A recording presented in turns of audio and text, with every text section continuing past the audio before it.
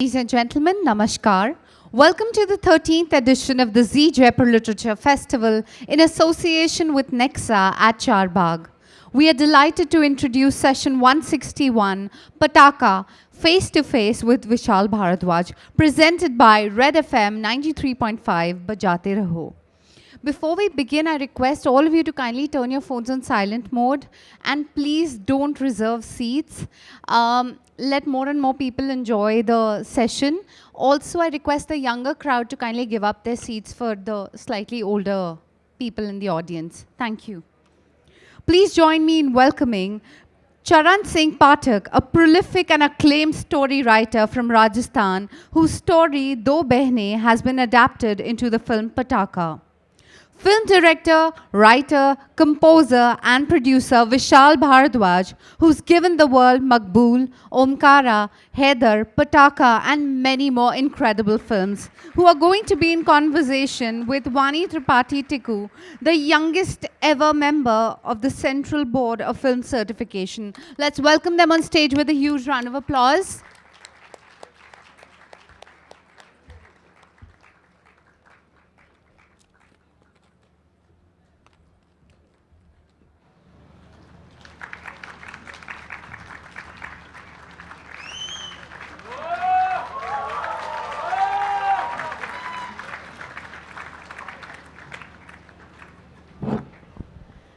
Namaskar. Good evening to all of you. I am not Rachel Dower. My name is Vani Tripathi Tikku. Rachel was supposed to be originally doing this session, but she's taken ill. So I'm honored to be talking to my dear friend Vishal Bharadwaj ji and Charan Singh Pathak ji. Before we start the session, आप सब जानते हैं कि विशाल जी ने पिछले दिनों एक बहुत ही यूनिक और बहुत ही अनोखी फिल्म बनाई पटाखा। वो पथिक जी की एक कहानी दो बहनों पर आधारित थी। इससे पहले कि हम बातचीत का आगाज़ करें, एक छोटी सी झलक देखते हैं पटाखा की ऑन क्यू।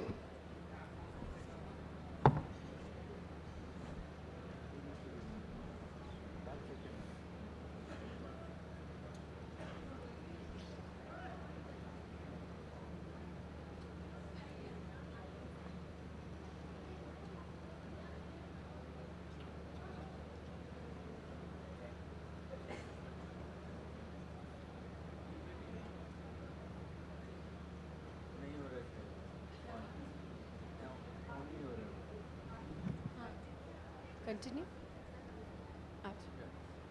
एंड आल्सो द ठीक है, बीच में देख लेंगे। You tell us. चलिए आप पढ़ दीजिए। रुकावट के लिए थोड़ा खेद है। मिलेंगे ब्रेक के बाद ट्रेलर के लिए। तो इस पूरी कहानी और इस फिल्म की यात्रा की एक बहुत अनोखी कहानी है और ये कहानी शुरू होती है जयपुर लिटरेचर फेस्टिवल से, बिल्कुल यहीं। आप सबको जान के बहुत आश्चर्य भी होगा और मज़ा भी आएगा कि पथिक जी और विशाल भारद्वाज जी 8 साल पहले जेएलएफ में ही मिले थे और पटाखा की पैदाइश हुई।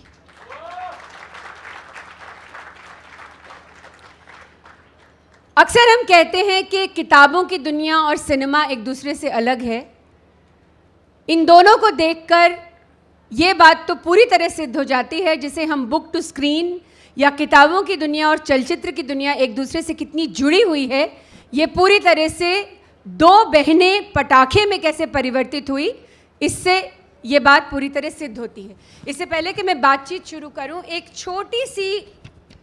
छोटा सा अंश में दो बहनों का पढ़ूंगी और उसके बाद हम पथिक जी से जानेंगे कि यात्रा कैसी रही। और मैं जानती हूँ आप बहुत उत्सुक हैं विशाल जी की आवाज़ सुनने के लिए। वे दोनों बहनें थीं, सगी बहनें। बचपन में दोनों दिन भर लड़ती रहती, बात बात में लड़ाई तो बात बात में गुत्थम गुत्था। एक बहन से दूसरी बहन मेले ठेले में 1 रुपया भी उधार ले लेती तो कुछ दिन बाद दूसरी सूद सहित 2 रुपया मांगती। लेने देने में आनाकानी होती तो दोनों की चोटी एक दूसरे के हाथ में होती। बड़ी होने पर दोनों एक ही घर में सगे भाइयों के साथ ब्याही गईं, तो युद्ध का मोर्चा ससुराल में भी दोनों ने खुला ही रखा। बड़ा भाई दूर संचार विभाग में अफसर, तो छोटा भाई मिलिट्री के पैराशूट ग्रुप में हवलदार था। ससुर था नहीं, घर में बुजुर्गों के नाम पर एकमात्र बूढ़ी सास थी जो उन्हें समझाती रहती। वे नहीं मानती तो थक कर चारपाई पकड़ लेती। वक्त के साथ साथ दोनों ने आधा दर्जन बच्चे पैदा किए। दूर संचार क्षेत्र में भी अभूतपूर्व क्रांति का दौर चल रहा था। हर एक की जेब में एक अदद मोबाइल नजर आने लगा। बड़की का पति दूर संचार का अफसर ठहरा, सो उसके यहां 2 मोबाइल आए। एक हर वक्त बड़की के ब्लाउज में पालतू कबूतर सा दुबका रहता, दूसरा उसके पति के पास रहता। गांव से 50-60 किलोमीटर दूर शहर में उसकी नौकरी थी, इसलिए 10-15 दिन में ही घर का एक आध चक्कर लग जाता। विशाल जी, ये कहानी और पथिक जी, इन दोनों का एक जो समागम हुआ तो आपने सिनेमा ही बना डाला, ये कैसे हुआ? ये कहानी बहुत ज़्यादा मज़ेदार है। जैसे आपने एक पेज सुना इसका, तो ये कहानी बड़ी कमाल की बात है कि मैं पथिक जी से मिला तो पहली बार यहाँ से फिज़िकली यहाँ पे, मैं इन तक पहुँचा कैसे, वो बड़ी एक कमाल की कहानी है। मैं मेरे ऑफिस में वो साहित्य कला परिषद एक किताब उनकी आती है द्विमासिक, 2 महीने में एक बार, समकालीन भारतीय साहित्य, जिसमें कि पूरे इंडिया से जो लिटरेरी राइटर्स हैं, लिटरेरी वर्क है, वो उसमें ट्रांसलेट होकर छपता है। अगर वो हिंदी में नहीं है, अगर किसी प्रांतीय भाषा में है तो वो हिंदी में ट्रांसलेट किया जाता है। तो मुझे बड़ा फैसिनेशन होता है। अदरवाइज़ हम जो हिंदी भाषी नॉर्थ के लोग हैं, उन्हें कभी बंगाल में क्या हो रहा है, बंगाल असम को तो फिर भी पता चल जाता है, दूर दूर जैसे मणिपुर में क्या हो रहा है या केरला के राइटर्स क्या कर रहे हैं, कंटेम्प्रेरी पोएट्स क्या कर रहे हैं तेलुगु में और तमिल में, तो वो उसमें पढ़ने के लिए मिलता है। अगर ट्रांसलेशन नहीं भी अच्छा तो आपको जिस्ट पता चल जाता है। तो वो मैं एक किताब मैंने एक दिन खोली तो उसमें ये कहानी थी 2 बहनें। जब मैंने उसका ये इतना ही पढ़ा जितना आपने बोला था, और मैं ये जब पूरी कहानी में पढ़ता रहा और मैं हंसता रहा, और मुझे जब ये कहानी ख़त्म हुई तो मुझे लगा कि ये तो फिल्म की कहानी है। तो मैंने उसमें बड़ी अच्छी बात होती है कि उस किताब में उनका फ़ोन नंबर भी होता है राइटर का, और एड्रेस भी होता है। तो मैंने चरण जी को फ़ोन किया उनके गांव में, और पहले तो उन्हें भी विश्वास नहीं आया कि मैंने फ़ोन किया है। तो फिर उन्हें विश्वास दिलाया, और फिर मेरा एक असिस्टेंट आदित्य है, तो उसके थ्रू हम लोग टच में रहे। और उसके 2-3 महीने बाद मैं यहाँ पे आ रहा था GLF में, तो पहली बार हम यहाँ पे हम एक दूसरे रूबरू हुए।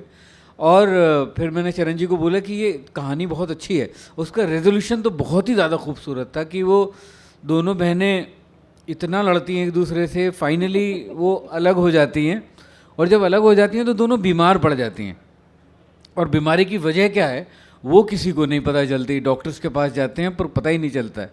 तब एक भाई को सोचती है कि ये दोनों लड़ती थी। वो गलती से, शॉर्ट स्टोरी में ये है कि वो एक का फ़ोन आ जाता है, और जिसके मुंह से आवाज़ निकलनी बंद हो गई थी, दोनों फिर फ़ोन पे गालियाँ बकनी शुरू कर देती हैं एक दूसरे को। तो ये था कि ना वो साथ रह सकती हैं और ना वो अलग रह सकती हैं। तो मुझे लगा ये बहुत ही खूबसूरत बात है। और उसमें फिर इंडिया पाकिस्तान का मेटाफर मुझे मिला कि ये हम हिंदुस्तान पाकिस्तान, हम दोनों जो काट दिए गए हैं, ये बिल्कुल हम 2 बहनों की तरह हैं। ये इसीलिए वो कहानी का जब मेटाफर मिला तो मैंने चरण जी से पूछा कि ये मेटाफर अगर हमें इंडिया पाकिस्तान का इसमें मिल जाए तो ये बात और गहरी, इसकी एक लेयर हो जाती है। उसके बाद चरण जी ने उस कहानी को लेके, मैंने कहा कि क्योंकि ये शॉर्ट स्टोरी है, मुश्किल से आधे घंटे की बनेगी, तो हम इसको बढ़ाते हैं। तो उन्होंने एक नॉवेला लिखा जिसमें ये पटाखा जो किताब हमारी निकल रही है उसमें उनका वो जो ओरिजिनल लिखा हुआ नॉवेला है वो भी है।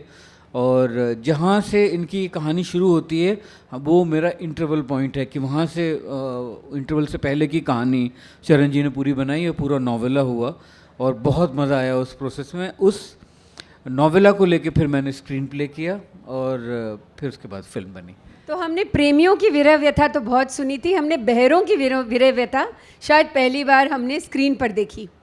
पथिक जी, आपको क्यों विश्वास नहीं हुआ था कि विशाल जी आपसे संपर्क करने की कोशिश कर रहे हैं? ठीक है जी, चल रहे।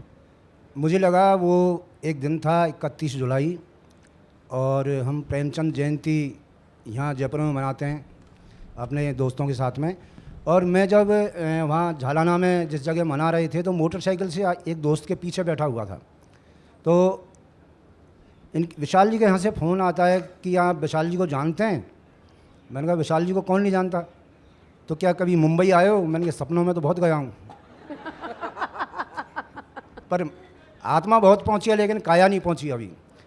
तो फिर उन्होंने कहा देखो विशाल जी बहुत देर तक कहानी पढ़ते रहे, हंसते रहे। तो मुझे लगा चूँकि हम एक दोस्तों के बीच में फिल्मों की बहुत बात करते रहते थे और मैं भी बहुत उस तरह से था जैसे आज के युवाओं के सपने होते हैं। मेरे भी जब मैं 25 साल का था मेरे वैसे ही सपने थे। तो मैंने कहा अपने दोस्त से यार ये जो पता सेंड किया है आप, मेरे पास में बहुत छोटा फ़ोन था तो मैंने कहा ये चेक करो कहीं कोई दोस्त मजाक तो ना कर रहा हो। लेकिन उसने चेक किया, हाँ यार ओशीवारा का ही पता है। तो मैंने फिर विशाल जी को किताबें भेजी और कमाल की बात यह है कि हम विशाल जी के चप्पा चप्पा चरखा चले तब माचिस का जो गाना था और वो हमें इतना ज़बरदस्त लगा। मैं स्टोरी टेलिंग में 2012 में मैं दीप्ति नवल जी, डॉक्टर लक्ष्मी शर्मा और एक सरना जी थे कहीं इजराइल में उस वक्त राजदूत थे। और जब हम 4 स्टोरी टेलिंग में थे, लास्ट में गुलजार जी हमारे सामने बैठे हुए थे। मैंने जब कहानी पढ़ी वो कहानी दूसरी थी, फिरने वालियाँ।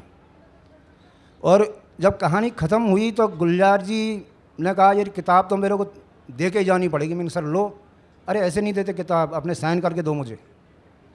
और विशाल जी की प्रेस कॉन्फ्रेंस अभी जो टेरेस है प्रेस का वहाँ पर चल रही थी तो हमारे दोस्त हैं इसमधु तलवार जी जो ईटीवी के हेड थे, उन्होंने कहा विशाल जी भी आए हैं। तो मैंने कहा यार मेरे को कैसे पहचानेंगे, हम तो कभी रूबरू हुए नहीं। तो उन्होंने कहा चलो मिलते हैं। हम जब ऊपर पहुँचे तो विशाल सर की प्रेस कॉन्फ्रेंस में बहुत भीड़ थी और ये बोल रहे थे। तलवार जी ने कहा यार मौका तो मिलेगा नहीं, वापस चलते हैं। मैंने कहा सर 1 सेकंड का ही मौका चाहिए मुझे, ज़्यादा मौके की ज़रूरत नहीं है। तो मैंने सर के थोड़ा सा छू के कहा सर मैं चरण सिंह पथिक। इन्होंने कहा भाई मेरा प्रेमचंद मिल गया, प्रेस कॉन्फ्रेंस ख़त्म, रद्द करो। और मेरी उंगलियों में उंगलियां फंसा के ये मेरे को साथ लाए। वहाँ उस वक्त शीला दीक्षित जी और मुख्यमंत्री थी दिल्ली की और उनके बेटे संदीप दीक्षित भी थे। और उन्होंने कहा विशाल जी हमारे साथ चाय पियो। कहने चाय तो दिल्ली में आप साथ हम बहुत पी चुके और बहुत पी लेंगे, अभी भाई के साथ थोड़ा टहलते। ये एक वो कहानी की ही तरह है जहाँ बहुत सारे युवाओं के सपने मुंबई की तरफ होते हैं। और विशाल सर के साथ काम करना हर किसी का एक सपना होता है, एक ड्रीम होता है। तो ये कहानी उस तरह से एक सफ़र है। बाकी तो आगे की कहानी है। जब चीलगाड़ी एक शब्द है इसमें, चीलगाड़ी जो अपन हवाई जहाज़ को कहते हैं। तो जब विशाल जी का 4-5 साल बाद में फ़ोन आया कि चरण जी चीलगाड़ी में बैठोगे, तो मुझे क्योंकि इसमें चीलगाड़ी शब्द है वो दोनों मैंने एक जो पैराशूट में होता है वो बड़की को कहती रहती है कि मैं तो चीलगाड़ी में बैठूंगी, आगरा घूमूंगी, ताजमहल देखूंगी, इस तरह से। और फिर मेरी मुंबई की यात्रा शुरू हुई। सर ने साथ बैठ के जो आप अभी बता रहे हैं नौबिला की शक्ल, चूँकि मेरे लिए चैलेंज ये था कि मैं विशाल सर के साथ काम कर रहा था और मेरा ये पहला काम था फिल्मों से संबंधित, राइटिंग फिल्मों का। और मुझे किस तरह से सर ने कहा मज़े से लिखो, आराम से लिखो और इतने इंटरेस्टिंग ढंग से बहुत शानदार तरीके से लिख सकते हो। तो विशाल सर का जो योगदान है, मतलब किससे क्या निकलवाना है, वो नौबिला की शक्ल में और फिर पर्दे पे पटाखा की शक्ल में। अच्छा ये बताइए कि विशाल जी, अक्सर ये बात होती है कि हम साहित्योत्सव में हैं, एक इतने बड़े लिटफेस्ट में, विश्व का सबसे बड़ा लिटरेरी इवेंट JLF माना जाता है। तो एक पुराना ख्याल था कि शरद चंद्र चट्टोपाध्याय थे, साहब बीवी गुलाम बना और उस दौर की कुछ कहानियाँ या साहित्य सिनेमा में परिवर्तित हुआ और उसके बाद there is a huge gap. उसके बाद जैसे सिनेमा ने साहित्य की उंगली छोड़ दी। ये देखकर तो बिल्कुल पक्का विश्वास होता है और मुझे लगता है आप तो साहित्य से जुड़े ही नहीं हुए, आप तो खुद कमाल के कवि हैं, लेखक हैं, क्या सचमुच ये समन्वय इतना मुश्किल है या ये एक तरह का आलस्य है हमारे फिल्म मेकर्स का? अब कौन पढ़े, राइटर है सामने बिठा दो, राइटिंग रूम बना लो, लिखवा लो और बना लो। नहीं, आई थिंक अब जो नए फिल्म मेकर्स हैं जो मेरी जनरेशन में हैं, मैं उतना नया भी नहीं हूँ, पर जो मेरे साथ जो आए हैं, जैसे अनुराग ने आई थिंक बहुत अच्छा उसने देवदास का जो देवडी में जो अडेप्टेशन किया, वो मुझे बहुत ज़्यादा, मुझे ओरिजिनल से ज़्यादा अच्छा लगता है वो जो अनुराग ने किया है। सो आई थिंक काम होता रहता है, पर जैसे ये चीज़ें पहुंचनी, मुझे लगता है एक्सीडेंटली मुझ तक पहुंची कि अगर वो कहानी मैंने ना पढ़ी होती समकालीन भारतीय साहित्य की किताब में, तो मुझे ये कहानी मुझ तक पहुंचती नहीं। उसके बाद मैंने और चरण सिंह जी का जब पूरा सब कुछ और कहानियाँ पढ़ी, ये किताब राजकमल प्रकाशन से रिलीज़ भी हो रही है उनकी शॉर्ट स्टोरीज़ की, जो कि आप लोग ज़रूर ख़रीदें। उसमें वो जो इतनी जी हुई कहानियाँ हैं कि वो जब तक आपने गांव में ज़िंदगी बिताई ना हो, पैदा होने से लेके, और अभी भी चरण जी के गांव में भी मैं रह के आया जब हम पटाखा बना रहे थे, आपको पता ही नहीं चल सकता है कि वो ज़िंदगी आप इमेजिन करके लिख ही नहीं सकते हैं। वो उतने साल आपको वो गांव में बिताने पड़ेंगे, और एक से एक सब्जेक्ट्स हैं उसमें, एक से एक कहानियाँ हैं, और वो किस तरह से उसमें सामाजिक जो जो जो प्रॉब्लम्स हैं, कॉन्फ्लिक्ट्स हैं, उन सब का भी जिक्र होता है। तो मुझे लग रहा है कि हम लोग तो ये हम तक पहुंचनी ज़रूरी हैं ये कहानियाँ फिल्म मेकर्स तक। बिग जी जो राजस्थान के विजयदान डेठा इतने मशहूर साहित्यकार रहे, एक परिणीति बनी थी, उसके बारे में चर्चा हुई, फिर अमोल पालेकर जी ने एक फिल्म बनाई जिसमें शाहरुख थे, और अब दुविधा पे थी हाँ, वो, दुविधा पर बनी थी, और अब बहुत दिन बाद एक ऐसी साहित्य की कृति है जिसको हम हाथ में ले सकते हैं और उसका मूर्त रूप सिनेमा में देख सकते हैं। क्या ये दुखद विषय नहीं है कि ये ज़्यादा अवसर और ज़्यादा होने चाहिए? There should be more effort to create books which also turn into, you know, cinematic, as you say, cinematic journeys, and books have to be more related with each other.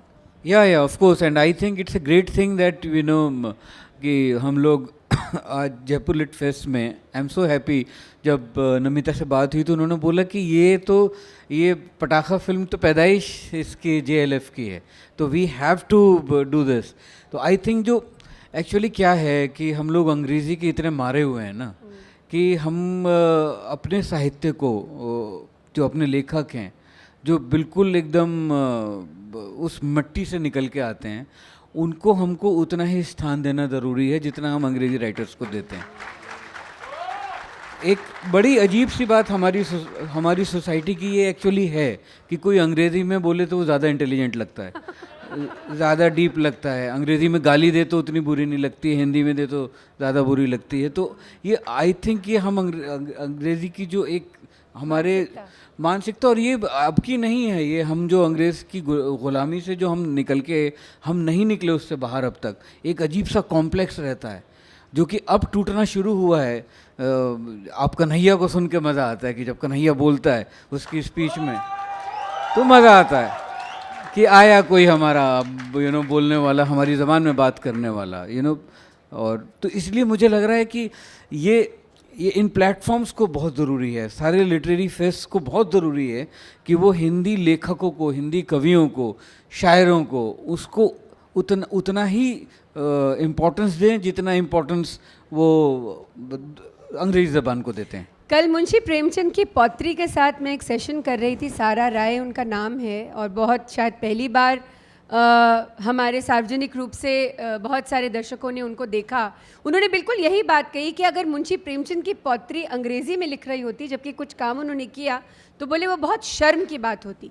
तो क्या ऐसा है कि अब हम एक रिवर्स साइकोलॉजी, एक उल्टे उसमें चल रहे हैं, जब हम we are reclaiming our heritage, हम सोच रहे हैं कि हमारी जो संस्कृति है, हमारी जो भाषा है, हमारी ज़मीन की मिट्टी की जो खुशबू है, उसको लेकर हम दोबारा गौरवान्वित फील कर रहे हैं, या अभी भी ये वर्क इन प्रोग्रेस है?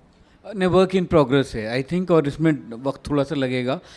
आई थिंक उसको ज़िंदा रखने में, उस खुशबू को, सिनेमा का भी बहुत बड़ा हाथ है कि एटलीस्ट एक जगह ऐसी है कि नहीं तो वो फिल्में भी अंग्रेज़ी में बन के और चल रही होती तो बिल्कुल ख़त्म हो गया होता।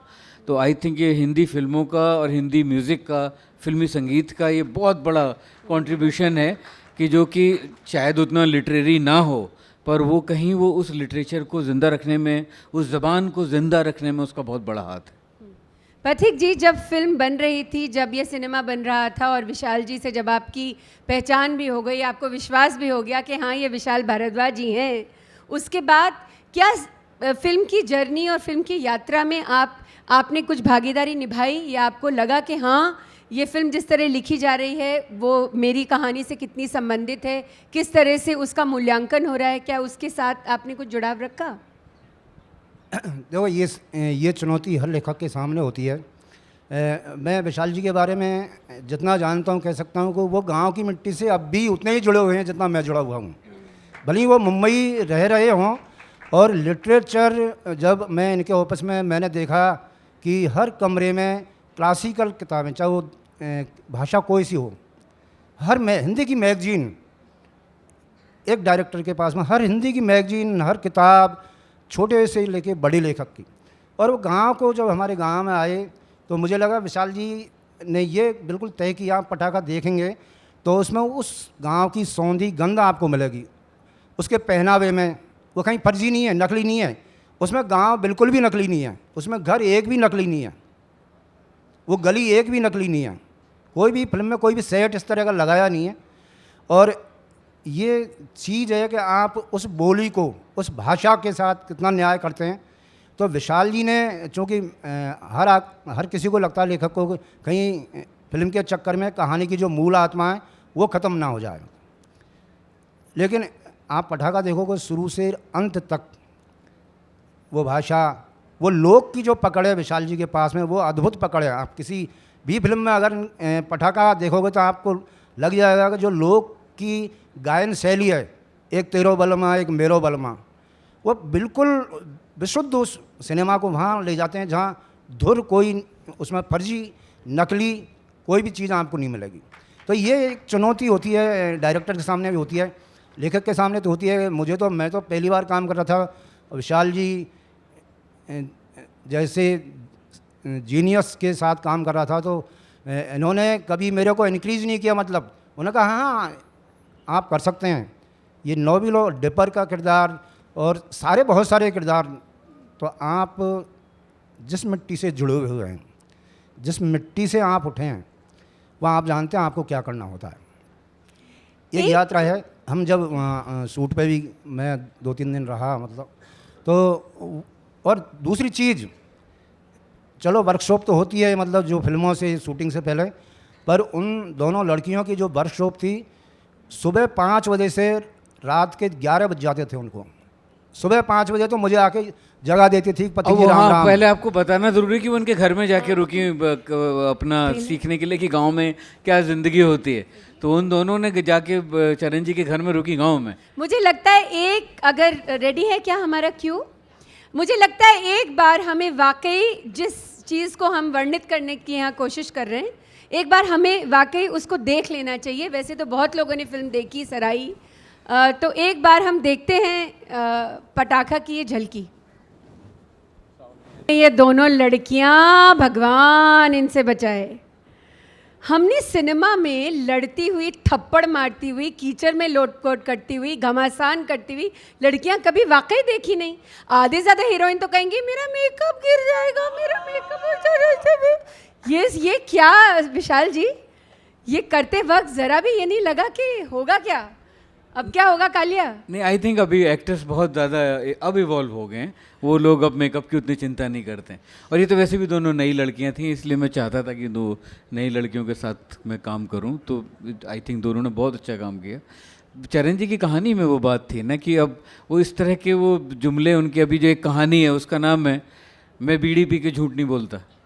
सो अब ये तो चरण जी के सेंस ऑफ ह्यूमर है उसमें से जो निकल के आया। नहीं, पर मेरा कहने का तात्पर्य यह है कि एक ट्रेडिशनल तरीका है हीरोइन को देखने का। मैं भी उसी इंडस्ट्री का सालों भाग रही और अभी भी कुछ अंशों में हूँ, पर हूँ। लेकिन मुझे ये लगता है कि बिल्कुल ये एक नया कथानक है। जब हम आज प्रोटैगनिस्ट देखते हैं, जब हम महिलाओं को देखते हैं, हम फीमेल भूमिकाओं को देखते हैं, वो ज़्यादा पुख्ता हैं, स्ट्रॉन्ग हैं, सशक्त हैं। लेकिन ये फिल्म तो बिल्कुल आगे बढ़कर जैसे एक लात मारती है पीछे से कि भैया तुम हो कहाँ? और गांव जो हम रूरल अर्बन डिवाइड जिसे कहते हैं उसका बिल्कुल तोड़ देती है उसका फसाड। तो और बताइए ना कि इस यात्रा में कौन कौन सी ऐसी चीज़ें थी which was the breaking down of that edifice? I think एक तो इस तरह की फिल्म को बना लेना ही अपने आप में, क्योंकि जिसमें ये नॉर्मली इस तरह की फिल्म बॉलीवुड में बनती नहीं है, तो उसके लिए फाइनेंस रेज करना एक अपने आप में बड़ा काम होता है, जो कि उसमें थोड़ी सी दिक्कत आई, पर वो हो गया। और like this I think female protagonist की फिल्में अब बनाना फिर भी आसान हो गया है। एक वक्त था कि अगर आप फीमेल प्रोटैगनिस्ट आपका है आपके फिल्म में, तो उससे आपको बजट सीधा आधा कर देते थे। पर आई थिंक ऑफ लेट अभी इतना अच्छा हुआ है जैसे फिल्में बननी शुरू हुई। I think Dangal was great and Aamir Khan का बहुत कमाल का बात है कि उसने बिल्कुल बैक स्टेज, उसमें थोड़ा बैक फ्रेम में रहे, और जो लड़कियां थीं वो उसमें हीरो थीं। उसके बाद बहुत सारी ऐसी फिल्में आई हैं। तो अब I think this women empowerment की जो बात है, अब उसको होने लगा है। हम लोग की ऑडियंस मासेस वो फिल्में देखने आता है। जहाँ राजी फिल्म ने 100 करोड़ किया, या पीकू जैसी फिल्म बहुत सराही गई, और दीपिका पादुकोण जेएनयू में जाके खड़ी हुई, तो हमारी फीमेल्स आगे आ रही हैं, तो मासेस भी उनको आगे आके खड़ा हो रहा है। तो ये सिर्फ फिल्मकार तो हैं नहीं, इनकी दूसरी भूमिका है साहित्य की और कवि होने की। तो अगर आप सबकी इजाज़त हो तो मैं इनसे गुजारिश करूं कि कुछ सुना दें अब हमें।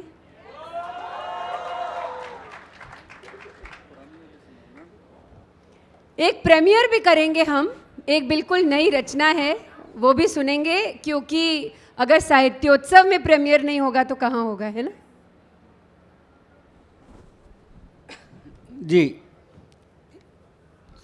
ये मैंने पहले एक बार जगह पढ़ी थी, पर मुझे लगा कि वो शायद ये जगह और सही है पढ़ने के लिए। इसके बाद फिर जब घूम के अगर वक्त रहा तो मैं एक नई नज़्म वो सुनाऊंगा।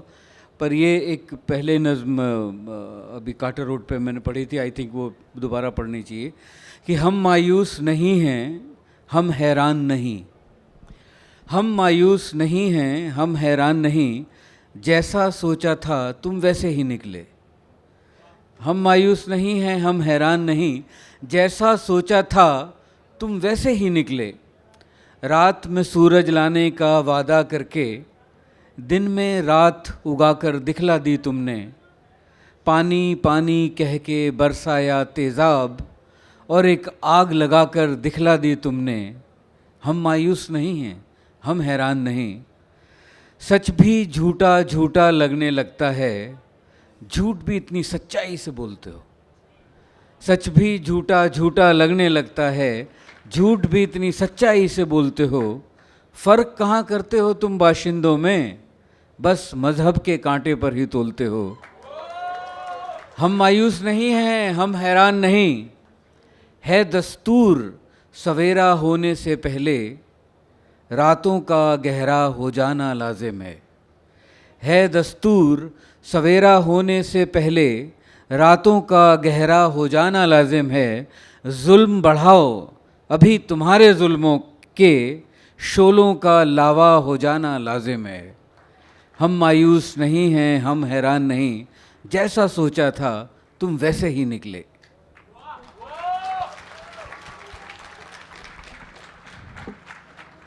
पथिक जी, तो ये दो बहनें तो पटाखा में परिवर्तित हुई और अभी हमने उसका अंश भी देखा। अब मन में और थोड़ा कौतूहल है कि और कितनी सारी कहानियाँ सिनेमा में परिवर्तित होंगी। तो मैं इसके बारे में तो विशाल जी ज़्यादा बेहतर बता सकते हैं कि कुछ होगा क्या होगा। हम लोग काम कर रहे हैं एक कहानी के ऊपर, जिसको कि हम वापस तो पहली फिल्म बार में लेके अनाउंसमेंट आएंगे। हो रहा है, इसके जी। लिए एक 1 राउंड ऑफ अप्लॉज। और मैं दो चीज़ें और आपको बताना चाहता हूँ कि जब मैं मुंबई बुलाया विशाल जी ने, तो वो पहले इसका शीर्षक छुरियाँ, तो वो शीर्षक ही मेरे समझ में नहीं आया। कभी चूड़ियाँ, कभी छुरियाँ, क्या है, कभी छोरियाँ जैसा लगता था वो।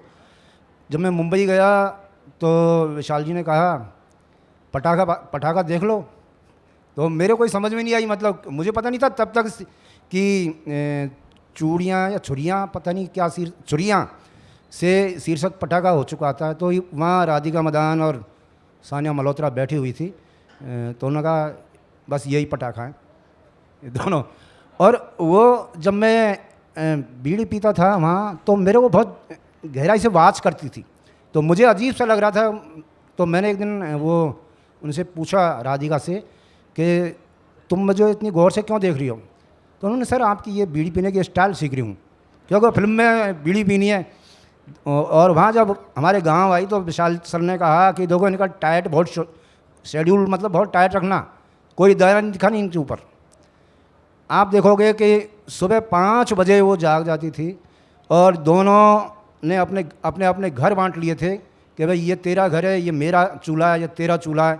और उन्होंने छाछ करना, चूल्हे पे रोटी बनाना, गोबर डालना, भैंस का दूध निकालना और चारा काटना। वो 7 दिन तक बहुत कठोर परिश्रम किया था। और 1 घंटा उनका जो सेशन होता था वो डायलॉग का होता था। अगर वो उस मिट्टी की भाषा को उस मिट्टी के साथ, उस गंध के साथ अगर ना पकड़ पाएंगी तो बहुत मुश्किल हो जाएगी। तो 1 घंटा का वो भी बहुत कठोर सेशन होता था। तो हम ये कह सकते हैं कि एक दिन शुरुआत में वो हमारे घर में, चूँकि वो अप्रैल का महीना था तो सर्दी थी नहीं, तो वहाँ हमारे वो बाखड़ कहते हैं उसको, उसी में सोई थी वो। दूसरे दिन तो क्या है, चूँकि गांव में कुतूहल होता है, विशाल जी ने हिंडौन के पास में भी वहाँ जो लोकेशन, हमारे गांव की गलियाँ, वो सब, लेकिन शूट करते जब फिल्म उस पर आई तो गर्मियाँ हो चुकी थी। राजस्थान में गर्मियाँ बहुत भयंकर होती है, माउंट आबू को छोड़ के। मैं देख रहा था कि बहुत सारी चीज़ें आपको ये लगता है ये पर्दे पे कमर हिलाने में क्या लगता है, ऐसे बोलने में क्या लगता है, बस ये मैं कर लूँ इसमें क्या लगता है। लेकिन उनकी वर्कशॉप देख के आप लगोगे, उन्होंने जब रोटी बनाई पहली बार चूल्हे पर, तो कभी नेपाल, मैंने कहा तुमने तो नेपाल और श्रीलंका का नक्शा बना दिया, क्या सर 2 दिन में गोल हो जाएंगी ये। और 2-3 दिन बाद वो बिल्कुल बहुत अच्छी रोटियां बनानी, चूल्हे पर सेकना, बाजरे की रोटी हो चाहे गेहूं की रोटी हो, सब्जी बनाना, वो राबड़ी बनाना जो बनाते हैं, छाछ राबड़ी, बहुत सारी चीज़ें, कुएं से पानी खींच के लाना, वही गुजरियों की ड्रेस में। तो लोग देखते थे यार 2 नई बहू कहाँ से आ गई इनके घर में, कि बहुत से जो पहली बार देखते थे कुएं पे जाती थी। तो ये एक जो चीज़ है जो हमें सिखाती है कि कठोर जो मेहनत है, और सूट पे भी उनकी इतनी ज़बरदस्त मेहनत, केमिस्ट्री बहुत ज़बरदस्त। तो अगर रचना संसार आपका देखा जाए तो एक बहुत बहुत बड़ा अंश संगीत है ना। अक्सर ये होता है कि एक निर्देशक किसी एक बड़े संगीतकार को कांटेक्ट करता है, किसी व्यक्ति से लिरिक्स लिखवाता है, पर यहाँ तो सब कुछ होममेड इंडस्ट्री है ना, ऑल इन वन। कहने का तात्पर्य यह है कि ये जो सर्जना का संसार है, जो इतना एकात्मवादी है, जिसमें इतनी सारी चीज़ें एक साथ समाहित होती हैं, उसमें क्या लगता है कि सिनेमा का आज कितना योगदान है हमारी पॉपुलर कल्चर में साहित्य और भाषा को प्रवर्तित करने का, आगे ले जाने का, और संगीत और वो रचनाएं जो संगीत में आज परिवर्तित होती हैं वर्तमान में, उसका क्या संबंध है इस तरह के प्रवर्तन से? अब मैंने पहले भी इस बारे में जैसे बोला था कि बहुत बड़ा कंट्रीब्यूशन है सिनेमा का और म्यूज़िक का, और स्पेशली आई थिंक म्यूज़िक का। तो जैसे मैं डायरेक्टर बना, उसको बनने का रीज़न ये था कि मैं अपने आप को एज म्यूज़िक कंपोज़र ज़िंदा रख सकूं, क्योंकि जिस तरह की फिल्में मुझे मिल रही थी, जिस तरह का काम मुझे करने के लिए मिल रहा था, मैं उससे मुतमईन नहीं था मैं। और मुझे मन था कि मैं जिस तरह का म्यूज़िक करना चाहता हूँ, जैसे ओमकारा में किया, या जैसे हैदर में वो एक ओपेरा स्टाइल में बिस्मिल बिस्मिल बुलबुल बिस्मिल किया, तो उस तरह का मुझे ये अंदाज़ा हो गया था कि मुझे नहीं काम मिलेगा। तो मैं इसलिए मेरा राइटिंग और डायरेक्शन की तरफ मैंने बहुत कॉन्शियसली काम किया। तो मुझे लगा कि अगर, और अब मुझे तो खुद भी विश्वास नहीं था कि मेरे साथ ऐसा हो जाएगा कि मैं इतना सक्सेसफुल कंपोज़र तो हूँ ही था ही मैं, पर मैं राइटर डायरेक्टर बन जाऊँगा। तो मैं हमें अक्सर सब बोलते हैं तो लगता है कि ओढ़ी हुई ह्यूमिलिटी है, बट मैं सच में बोल रहा हूँ कि अगर मैं डायरेक्टर बन सकता हूँ तो कोई कुछ भी कर सकता है इस दुनिया में, क्योंकि मुझे नहीं था अंदाज़ा। और ये था कि मैंने मेहनत बहुत की और इंटेलिजेंस मेरा था तो उसमें किया। गानों का जहाँ सवाल है कि आई थिंक हमारा पूरा जो मुल्क है, जो हम लोग हैं, वो हम म्यूज़िक से इतने ज़्यादा जुड़े हुए हैं। और मुझे तो पर्सनली जब मैं कोई पुराना गाना कभी सुनता हूँ तो उस गाने के साथ इतना कुछ वापस आता है। आपने जब वो गाना किस वक्त में कहाँ सुना था, आप उस वक्त शाम का वक्त क्या हो रहा था, आप अगर कभी वो शाम कुछ अजीब थी, ये शाम भी अजीब है, इस तरह का गाना कोई सुन ले तो आपको पता नहीं कितनी शामें याद आती हैं आपके बचपन से जवानी तक की। और आपने उस वक्त कहाँ थे, किन लोगों के साथ थे, आपके दोस्त कौन थे। तो आई थिंक हम सबका एसोसिएशन फिल्म म्यूज़िक में हमेशा ऐसे किसी गानों से जब सुनते हैं तो उसके साथ इतनी सारी यादें वापस आती हैं। हमारा बहुत ज़्यादा हम लोग अपने फिल्म म्यूज़िक से और अपने म्यूज़िक से जुड़े हुए हैं। उसके अलावा भी म्यूज़िक का इतना बड़ा कंट्रीब्यूशन है कि हमारे हर रीजन में इतना खूबसूरत देश है ये कि जहाँ पे आप 100 किलोमीटर जाएं हर डायलेक्ट चेंज हो जाता है। आप और 200-300 किलोमीटर चले जाएं तो आपको हर रीजन का म्यूज़िक अलग हो जाता है। आप हर भाषा में, तमिल, तेलुगु, बंगाल, आसाम, यूपी तो इतना बड़ा है, जहाँ भी आप जाएं आपका वहाँ का फोक म्यूज़िक अलग हो जाता है। उस फोक म्यूज़िक के लिरिक्स के कॉनोटेशंस अलग हो जाते हैं। अब एक तेरो बलमा एक मेरो बलमा, ये एक फोक सॉन्ग था।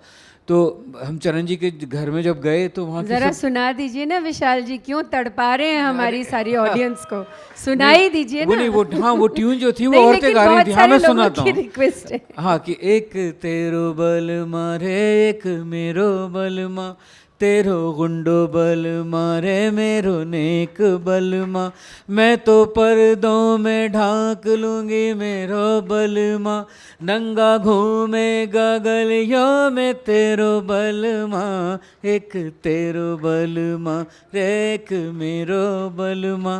तो ये फोक ट्यून थी जो कि वहाँ पे,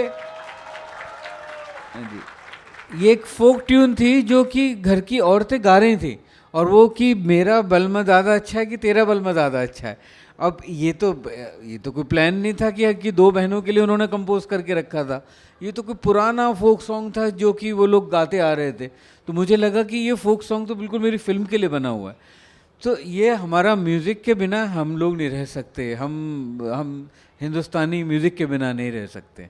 तो ये म्यूज़िक का, फिल्म म्यूज़िक का बहुत ही बड़ा कंट्रीब्यूशन है, और जो कि चलता आता है। कभी कोई बोले कि जो पुराने म्यूज़िक में जो बात थी वो नए म्यूज़िक में नहीं है, आई थिंक वो जुमला गलत है, क्योंकि अभी के म्यूज़िक में भी वो बात है। हम लोग हमेशा नॉस्टैल्जिया रहता है जो कि पुराना छोड़ के आए होते हैं, उससे हमारा एक संबंध, एक रिश्ता, तो उसमें गाने के साथ सिर्फ गाना नहीं, बहुत कुछ याद आता है। तो अब प्रीमियर हो जाए। हाँ, एक नई कविता जो आपने तो भाई वादा किया था ना, है ना, तो एक नई कविता जो कभी अभी तक रचना इनके अंदर के संसार में बसी हुई है, न पढ़ी गई है, nobody has seen it, nobody has read it, so Irshad ji. Actually मुझे था कि मैं 26 जनवरी के दिन यहाँ पे हूँ, तो 26 जनवरी को ये जो नज़्म है वो पढ़ी जाए, जो आज का माहौल है जिस पे मैं कुछ कहना चाहता था। और मुझे लगा इससे बढ़िया दिन नहीं हो सकता 26 जनवरी का, कि जाग भी जाओ जगाओ भी जगा के रखो, जाग भी जाओ जगाओ भी जगा के रखो, कोई सोया तो कभी जाग नहीं पाएगा। जाग भी जाओ जगाओ भी जगा के रखो, कोई सोया तो कभी जाग नहीं पाएगा। जाग जाओ कि हर एक रात अमावस की है, जाग जाओ कि हर एक रात अमावस की है, इसमें कुछ भेड़ ये निकले हैं शिकारी की तरह, ये दबोचेंगे लगाएंगे तुम्हें दांव पे, फिर बाजियां जीतेंगे बेईमान जुआरी की तरह। जाग भी जाओ, जगाओ भी जगा के रखो, कोई सोया तो कभी जाग नहीं पाएगा, कोई सो जाए ना आवाज़ लगाओ ऐसे, कोई सो जाए ना आवाज़ लगाओ ऐसे, एक जुम्बिश सी रहे गूंज उठाओ ऐसे, छीन पाए ना कोई मुल्क हमारा हमसे, अपने सीनों में कोई आग जलाओ ऐसे, जाग भी जाओ, जगाओ भी जगा के रखो, कोई सोया तो कभी जाग नहीं पाएगा।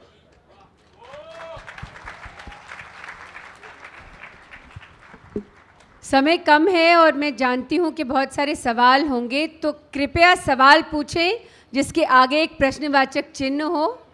अपने ओपिनियंस, और मैं थोड़ा सा इस मामले में ख़राब सी हूँ, और आप सबको गणतंत्र दिवस की बहुत बहुत शुभकामनाएं। और ये भी कहना चाहूँगी कि बहुत सारे ओपिनियन और विचार होंगे, लेकिन कृपया सवाल को सवाल तक रखें और एक ही लाइन में सवाल पूछें। मेरे पास सिर्फ 10 मिनट हैं। वो युवा मित्र जो वहाँ हैं, माइक वाले दोस्त ज़रा जल्दी करेंगे आप। और वाणी का इंट्रोडक्शन थोड़ा गलत हुआ था। वाणी एनएसडी की एक्टर हैं, एनएसडी से पास्ड आउट, और सेंसर बोर्ड के में जो इनका योगदान है वो अलग है, वो बाद में। हमारे लिए ये एक्टर पहले हैं। सर, आपने कहा कि पूरे देश बिना म्यूजिक के बिना नहीं रह सकते, तो क्या इसलिए आपने रेखा मैम से शादी की थी या पैसे बचाने के लिए? नहीं नहीं, एक्चुअली रेखा को वू करना बड़ा मुश्किल था। एक्चुअली रेखा स्टार सिंगर हुआ करती थी दिल्ली यूनिवर्सिटी की। पर ये बात ज़रूर है कि मुझे था कि मैं रेखा को इम्प्रेस करने के लिए मैं म्यूज़िक कंपोज़र बना। उस वक्त मैं एक्चुअली क्रिकेटर बनना चाहता था, पर मुझे लगा कि रेखा तो वो कभी हाथ में नहीं आएगी जी। वहाँ हमारे एक मित्र हैं जी, ज़रा जल्दी माइक पास करेंगे क्योंकि वाकई समय बहुत कम है और इस किताब का अनावरण भी बहुत करना कम है। समय में सीधा सवाल प्रतीक जी से। प्रतीक जी, पीपल के फूल, फिरने वालियाँ, वो अब भी नंगा है, जल फोड़वा, ये इतने सारे विषय सर आपके दिमाग में कहाँ से आते हैं? मेरे एक किताब, रूसी लेखक की एक किताब है जो बहुत प्रसिद्ध लेखक हैं, रसूल हमजातोव। उनकी एक किताब है मेरा दागिस्तान। तो उनसे किसी नए राइटर ने ये सवाल किया कि सर ये नए नए विषय आप कहाँ से लाते हैं। उनका जो जवाब है वो हर लेखक का जवाब है। जिस जीवन आप, जिन गांव की गलियों या आप महानगर की गलियों या कोई भी देश की गलियां हों, जो जीवन आप जी रहे हैं और आपकी एक वैचारिक दृष्टि हो और एक ऑब्जर्वेशन, लेखन बहुत कायाकल्प, जिसे परकाया प्रवेश कहते हैं। मैं चूँकि गांव में पैदा हुआ, गांव में अब भी रह रहा हूं, तो मुझे उन लोगों की ही कहानियां कहनी हैं। वैसे की कोई कमी इस दुनिया में नहीं है। आप एक कदम बढ़ाओगे, जैसे ही रसूल हमजद तो कहते हैं, जैसे ही आप एक कदम बढ़ाते हैं एक नया विषय आपके सामने आ जाता है। अगर आप में वो क्षमता हो, वो ऑब्जर्वेशन हो। होता क्या है कि कभी कभी किसी का एक शब्द पूरी कहानी कह देता है। एक शब्द किसी ने बोला, और मैं तो कहता हूँ कि अगर दो आदमी आप वहाँ बैठिए उनके साथ में, हर किसी के साथ में बैठिए, उठिए, गांव में घूमिए, उनकी जो बातें सुनोगे। लड़ाई भी कभी कभी चोरी चुपके, मैं मेरी पत्नी वो आपस में कभी कभी झगड़ा कर लेती हैं, तो मैं चुप रहता हूँ, बस चिपक के उनके डायलॉग सुनता हूँ। वो मौलिकता जो एकेडमिक ना होकर बिल्कुल विशुद्ध, वो संवाद बहुत मौलिक होते हैं, चीज़ें आ जाती हैं, बस इसका फ़र्क पड़ता है। हमारी ये मित्र यहाँ नीले कोट वाली मित्र। बहुत धन्यवाद। नमस्ते। मेरा सवाल भारद्वाज जी से है, विशाल भारद्वाज जी से है। हैदर, मकबूल और ये ओमकारा, ये बिल्कुल लीग से अलग हटकी फिल्में हैं, और पटाखा तो बिल्कुल अलग है। तो आपको क्या लगता है, आप इस तरह की फिल्में और करना चाहेंगे? जी जी बिल्कुल, क्योंकि एक्चुअली कहानी आपको एक्साइट करती है, तो उस कहानी के हिसाब से फिर, और किस मेंटल स्टेट में आप वो कहानी पढ़ रहे हैं, तो आई थिंक मैं आगे और इस तरह की फिल्में करना चाहूँगा जी। एक बहुत पीछे से हाथ उठ के खड़ा हुआ है, और काफ़ी देर से वो इंतज़ार कर रहे हैं। दे दीजिए माइक जी। नमस्ते सर, मेरा सवाल विशाल सर से है। सर, जिस तरह की फिल्में आप बनाते हैं, नॉर्मली हम देखते हैं कि आजकल लोग कमर्शियल सिनेमा ज़्यादा बनाते हैं जिसमें कि पैसे आने की गुंजाइश ज़्यादा रहे, लेकिन आपकी फिल्मों में ऐसा होता है कि वो कुछ अलग हट करके, मतलब कहानी एक ऐसी होती है कि नॉर्मली उससे ऐसा लगता नहीं है कि वो फिल्म पैसा इतना कलेक्शन कर पाएगी, लेकिन फिर भी आप इतनी हिम्मत कैसे कर जाते हैं इस तरह की फिल्में करने की?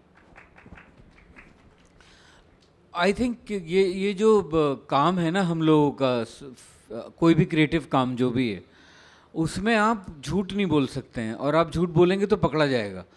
तो आप जिस तरह के इंसान हैं, और उसमें कोई बुराई नहीं है कि जो कमर्शियल फिल्म्स बनती हैं, या जो पैरेलल सिनेमा बनता है, या आर्ट सिनेमा, या जो भी बनता है, या जो कहानी कही जाती है, या जो पोइट्री कही जाती है, उसमें इसकी बड़ी खूबसूरत बात यह है इस प्रोफेशन की या इस क्राफ्ट की, कि इसमें झूठ एकदम पकड़ा जाता है। तो इससे बेहतर होता है कि जो आप अंदर से हैं आप वही कहें। और फिल्में जो हैं उसमें फिल्म मेकर जो है वो बिल्कुल साफ दिखाई दे जाता है कि वो किस तरह का आदमी है। तो ये बात मुझे बहुत पहले समझ में आ गई थी। मैंने कभी कोशिश नहीं की कि जो मैं अंदर से नहीं हूँ वो वैसा कहूँ। तो आई थिंक वो पैसा तो आता जाता रहता है, और पैसे का उतना ही काम है। ऐसा ना हो कि मैं चाहता हूँ कि मैं पैसे को यूज़ करूँ, पैसा मुझे ना यूज़ करे। तो मेरी हमेशा कोशिश वो रहती है कि मैं वो उसको निचोड़ना ज़रूरी है पैसे को। ये कोई वक्त ना है कि मुझे पैसे के लिए ऐसा कुछ और करना पड़े। एक छोटी सी मित्र हमारी यहाँ हैं और मुझे लगता है बिल्कुल उनको हमें मौका देना चाहिए। मुझे एक क्वेश्चन है अंकल, आप छोटे बच्चों की बुक्स मूवीज बनाओगे? बिल्कुल बिल्कुल बेटा, मैंने पहले बनाई भी है, तब तुम नहीं होगी शायद, पर अब जाके देखो। मकड़ी और एक ब्लू अम्ब्रेला 2 फिल्में बनाई हैं। पर मेरा अपने आप से उस वक्त मैंने वादा किया था कि मैं कुछ सालों में कुछ फिल्मों के बाद आके बच्चों की फिल्में बनाता रहूँगा। पर आज तुमने वो याद दिला दिया कि मैं वो वादा भूल गया हूँ, तो मैं बिल्कुल जाके बनाऊँगा। मैं बिल्कुल अब आखिरी सवाल ले पाऊंगी। हमारी एक मित्र यहाँ बैठी हैं, मुझे पता है सबके पास बहुत उत्सुकता है। सेशन के बाद भी आप अपनी बात रख सकते हैं। मैं बस इस जल्दी से आखिरी सवाल। या I just have a very quick question. आपने एक बहुत अच्छा फोक सॉन्ग गाया बीच में, तो मुझे ये पूछना था कि how do you really do justice to something like that? You said it was a perfect song for your film and it must be very difficult to portray that in a 2.5 or 3 hour film. So how do you really do justice to that? I think this how did I do justice to that song? वो तो आपको बताना पड़ेगा कि मैं कैसे बोलूँ कि मैं खुद ही गवाह बन जाऊँ, खुद ही मुजरिम बन जाऊँ और खुद ही बोलूँ कि मैंने जस्टिस भी कर दिया, जो कि आजकल हो रहा है। तो पर या जज भी हूँ, वकील भी और गुनहगार मैं, वो तीनों चीज़ तो नहीं हो सकती, तो फिर तो जस्टिस नहीं होने वाला है। वो आपको बताना पड़ेगा कि वो अच्छा हुआ या नहीं हुआ। तो नहीं, मैं बिल्कुल जानती हूँ, पर मुझमें सचमुच समय का एक हमें अभी अनावरण भी करना है। आपको बहुत अच्छा लगेगा जो विशाल जी की नई किताब है। मैं यही कहना चाहती हूँ, एक जो सवाल बार बार उठा, अच्छा सिनेमा तभी जिंदा रहेगा जब आप ये निर्णय लेंगे कि आप अच्छे सिनेमा का साथ दें। Stop watching garbage, those producers will stop producing garbage. और मैं जिस बॉडी से आइडेंटिफाइड हूँ, जो मेरा परिचय है अनपॉपुलरली पॉपुलर सेंसर बोर्ड, जो अब थोड़ा सा फिर बेचारा पॉपुलर हो रहा है, महिलाओं के ऑब्जेक्टिफिकेशन को बंद करिए। विशाल जी का सिनेमा सामने है, कोई मुन्नी बदनाम नहीं होगी अगर आप उस मुन्नी को बदनाम नहीं होने देंगे। तो इस साहित्योत्सव में एक ही आपसे बहुत ही गंभीर गुजारिश है, साहित्य और सिनेमा का ये सतत यात्रा चले। पथिक जी और आगे बढ़े, विशाल जी तो और भी आगे बढ़े, JLF यशस्वी हो, but you have to decide if you want literature and cinema to come together. धन्यवाद पथिक जी, धन्यवाद विशाल जी। Thank you. और अब हम अनावरण करेंगे विशाल जी की पटाखा पर ये जो नई किताब आई है उसका, और पथिक जी की जो ये राजकमल प्रकाशन से जो आई है दो बहनें, दो बहनें, और पटाखा जो कि पेंगुइन से आई है। और दोनों हमारे मित्र बुक साइनिंग के लिए बाद में उपस्थित रहेंगे।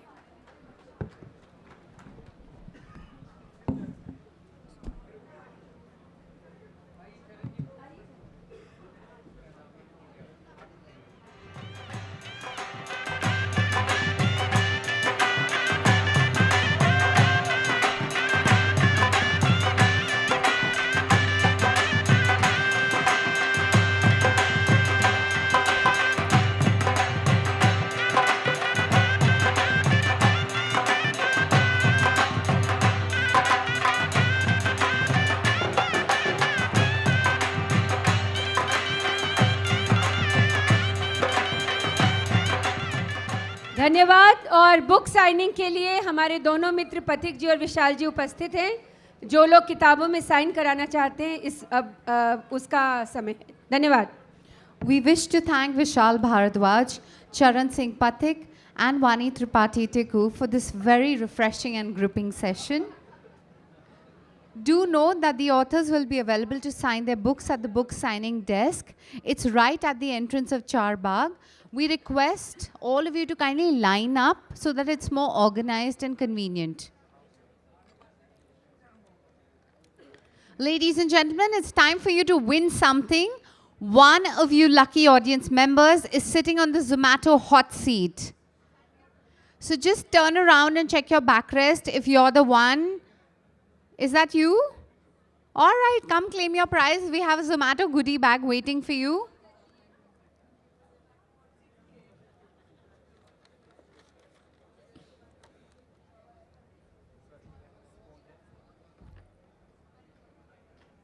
She's making her way through the crowd. And there she is, our lucky winner. Can we have a huge round of applause for our lucky winner? She was sitting on the Zomato hot seat, and she wins a goodie bag.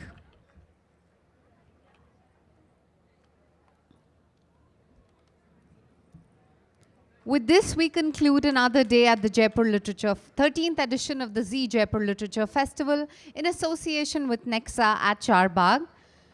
We'd like to thank our generous sponsors. Z, our title partner. Please go to Z's stall for the author book signing. Nexa, the associate partner and Venue partner Frontlawn. Bank of Baroda, Venue partner Bethak. Motwani Jadeja Foundation, Venue partner Darbar Hall.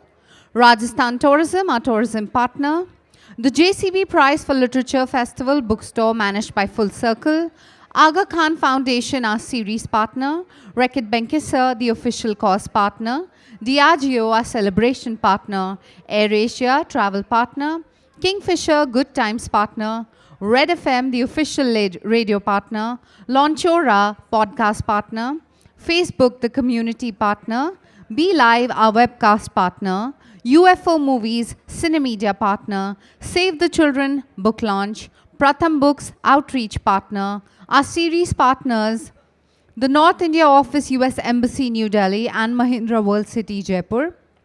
Our session partners, British Council, Netflix, Etsy, Public Health Engineering Department, United Nations India, Avid Learning, Murthy Classical Library of India of Harvard University Press, Australian High Commission and Australia Council for the Arts, Paras Biltech, Sahitya Akademi, Centre for Policy Research. Our media partners Dainik Bhaskar, Rajasthan Patrika, Amar Ujala, Business Standard, Inox, Mathrubhumi, Outlook Magazine, The New Indian Express, and The Tribune.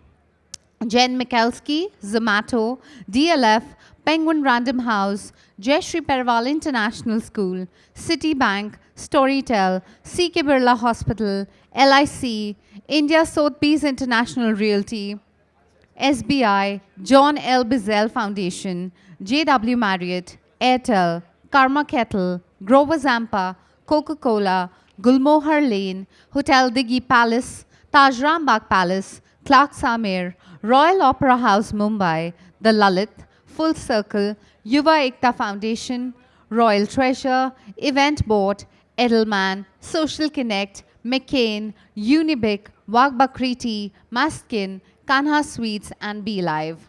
Thank you so much, ladies and gentlemen. See you tomorrow.